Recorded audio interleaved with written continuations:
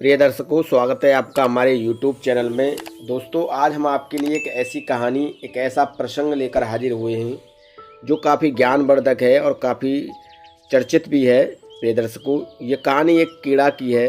कीड़ा कहता है कि पापी लोग सुखी क्यों रहते हैं। प्रिय दर्शकों, इसी कहानी को लेकर आज हम आपके बीच हाजिर हुए हैं और काफ़ी प्रेरणादायक कहानी है ये। आप इस कहानी को अवश्य सुनें। प्रिय दर्शकों, अगर आप हमारे YouTube चैनल पर नए हैं तो आप हमारे YouTube चैनल को सब्सक्राइब कीजिए, बेल को प्रेस कीजिए ताकि आने वाली वीडियो का नोटिफिकेशन सबसे पहले आपको मिले और आप इसका भरपूर फ़ायदा उठा सकें। प्रिय दर्शकों, आधा अधूरा ज्ञान काफ़ी खतरनाक होता है, इसलिए वीडियो को पूरा देखें, कहानी को पूरा सुनें ताकि कहानी का सार आपकी समझ में अच्छे तरीके से आए। प्रिय दर्शकों, प्राचीन समय में एक व्यास मुनि नाम के गुरु थे और श्री व्यास मुनि जो थे वो अपने अंतर्ध्यान और मन की गति से ये पता लगा लेते थे कि पशु पंछी क्या कह रहे हैं, उनकी भाषा क्या कह रही है, उनकी गति क्या कह रही है। एक दिन व्यास मुनि कहीं जा रहे थे तो उन्हें एक कीड़ा भागता हुआ दिखाई देता है। काफ़ी तेज गति से, काफ़ी तीव्र गति से जो कीड़ा भाग रहा था। तो उस कीड़ा से जो है व्यास मुनि जी ने पूछा, हे कीड़ा, क्या परेशानी हुई है जो तुम इस तरह भाग रहे हो। तब कीड़ा कहता है कि प्रभु, मैं इसलिए भाग रहा हूँ कि कहीं मैं किसी गाड़ी के नीचे आके मर न जाऊँ। प्रिय दर्शकों, व्यास मुनि कहते हैं कि हे कीड़ा, अगर तुम इंसान होते तो तुम्हारे लिए ये सोचना सही था, क्योंकि इंसान का जन्म काफ़ी योनियों से निकलने के बाद मिलता है। तो अगर तुम एक कीड़ा होते, कीड़ा से अगर इंसान होते तो तुम्हारे लिए ये सोचना सही था, तुम मृत्यु से इतना डर क्यों रहे हो। प्रिय दर्शकों, कीड़ा कहता है, हे मुनिवर, मैं मृत्यु से नहीं डर रहा हूँ, मैं उस जन्म से डर रहा हूँ जो काफ़ी योनियों में भोगना है मुझे आगे चलकर। और ये योनियाँ जो होती हैं काफ़ी गर्भधारक होती हैं, इनसे मुझे काफ़ी पीड़ा होगी, इसलिए मैं मृत्यु से डर रहा हूँ। बाकी मुझे मृत्यु का डर नहीं है। प्रिय दर्शकों, मुनिवर जो थे श्री व्यास मुनि, वो इस कीड़ा से कहते हैं कि हे कीड़ा, तुम चिंता न करो। अगर तुम्हारा जन्म आगे जिन योनियों में होगा, मैं तुम्हें दर्शन देता रहूँगा और तुम्हें उन योनियों से निकालता रहूँगा। प्रिय दर्शकों, कीड़ा प्रसन्न हो जाता है और कीड़ा पुनः अपने उसी रास्ते की तरफ दौड़ लगाता है और एक गाड़ी के नीचे आकर वो अपने प्राण त्याग देता है, यानी कि वो मृत्यु को प्राप्त हो जाता है। प्रिय दर्शकों, इस तरह उस कीड़ा को कई योनि प्राप्त होती हैं, जैसे चील, कौवा, गिद्ध, बाज, हिरण। और इन सब योनियों में से वो जो रिसीवर थे, जो मुनि थे श्री व्यास मुनि, वो उसे निकालते रहते हैं, उसकी मदद करते रहते हैं और लास्ट में वो अपने एक ऐसे शरीर को प्राप्त होता है, उस योनि से भी निकालकर जो मुनि थे वो उसे दूसरी योनि में पहुंचा दे देते हैं।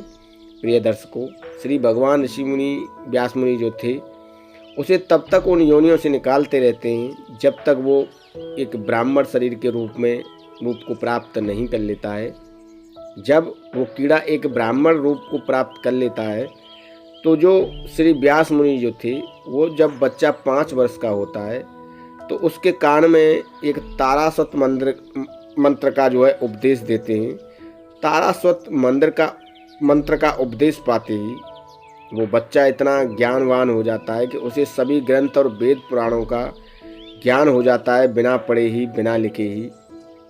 तब ऋषि मुनि जो थे व्यास मुनि, उसे वो ये आदेश देते हैं कि तुम कार्तिकी क्षेत्र में चले जाओ, वहाँ पर नंद भद्र नाम का एक व्यक्ति तपस्या कर रहा है, उसे ज्ञान दो। तब वो बच्चा उस नंद भद्र व्यक्ति के पास जाता है और वहाँ पर उससे कहता है कि पापी मनुष्य सुखी क्यों रहते हैं, क्योंकि वो भी इसी ब्रह्म में तपस्या में बैठा हुआ था, जो नंद भद्र जो था कि पापी मनुष्य जो हैं वो सुखी क्यों रहते हैं, वो भी यह जानने के लिए काफ़ी इच्छुक था। तब वो बच्चा कहता है कि सुनो, पापी मनुष्य इसलिए सुखी रहते हैं कि उन्होंने तामस भाव में जो भी पुण्य किया होता है पूर्व जन्म में, उस पूर्व जन्म के तामस पुण्य का लाभ उन्हें इस जन्म में मिलता है और इसलिए वो सुखी रहते हैं। प्रिय दर्शकों, पर वो तामस भाव में किए हुए पुण्य के वजह से सुखी तो रहते हैं, पर उन्हें भी नरक ही भोगना पड़ता है, क्योंकि वो इस जन्म में कोई पुण्य नहीं करते हैं, इसलिए उन्हें नरक भोगना पड़ता है।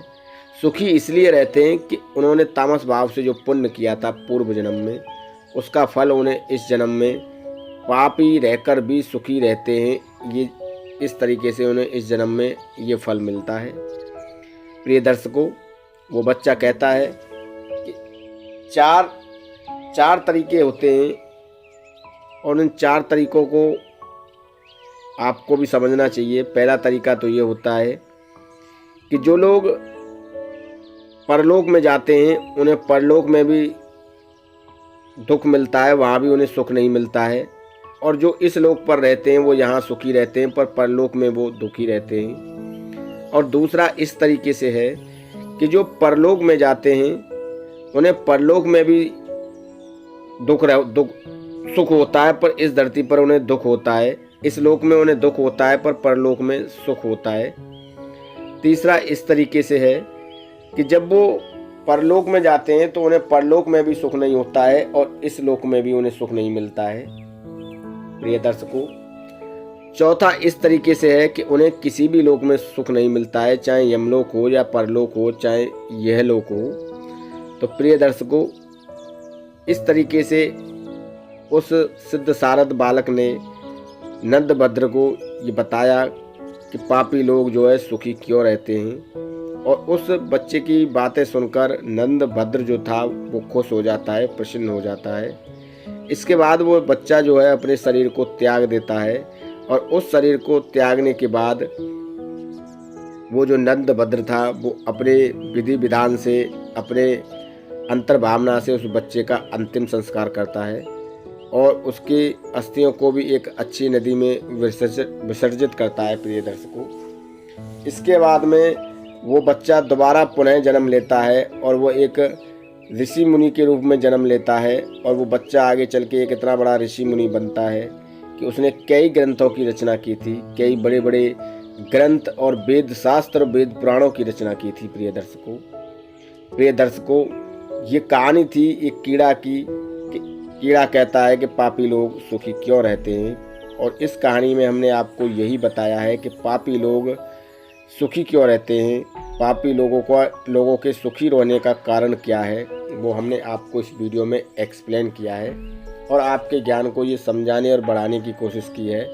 प्रिय दर्शकों, पापी लोग सुखी तो रहते हैं, पर वो मरने के बाद भी यमलोक में या परलोक में जहाँ भी जाते हैं उन्हें वहाँ सुख नहीं मिलता है। हाँ, अगर वो पिछले जन्मों के पुण्य कर्मों के कारण अगर सुखी रहते हैं तो इस जन्म में अगर वो ढंग से पाप पुण्य नहीं करते हैं और पाप ज़्यादा कमाते हैं तो उन्हें किसी भी लोक में जो है सुख नहीं मिलता है। प्रिय दर्शकों, ये कहानी यही समाप्त होती है। प्रिय दर्शकों, अगर आप हमारे YouTube चैनल पर नए हैं तो आप हमारे YouTube चैनल को सब्सक्राइब कीजिए, बेल आइकन को प्रेस कीजिए ताकि आने वाली वीडियो का नोटिफिकेशन सबसे पहले आपको मिले और आप इस तरह की वीडियो का भरपूर फ़ायदा उठा सकें। दोस्तों, उम्मीद करता हूँ वीडियो में दी गई जानकारी आपको अच्छी लगी होगी और आप इस कहानी को अपने सगे संबंधी व मित्रों में भी शेयर करेंगे और उन्हें भी ये बताने की कोशिश करेंगे कि हमें धर्म पुण्य करते रहना चाहिए। दोस्तों, नमस्कार, धन्यवाद।